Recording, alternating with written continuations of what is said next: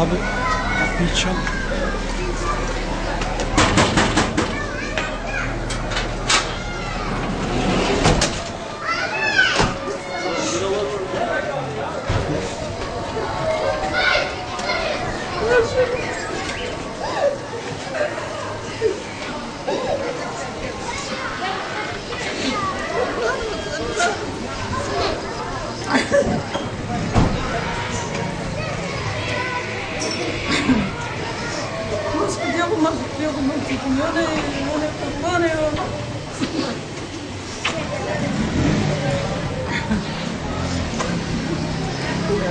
Şanlıurfa Yardım Eli olarak öncelikle şunu ifade edelim ki yani bu aile 9-10 ay önce işte biri Şam'da biri de Ras-ı Ayn'da oturarak yani kendi aralarında bir sorundan dolayı bir problemden dolayı bu kadar ay ayrı kalmışlardı.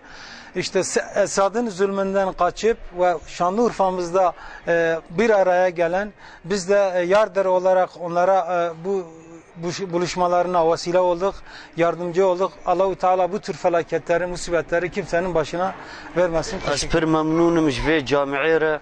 Xwedê dîn û îmanê bidowan. Ez pir ji wan razî me.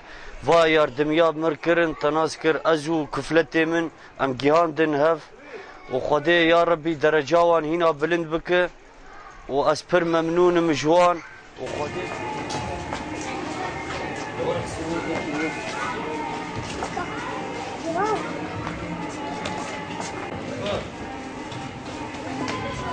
Şedin var.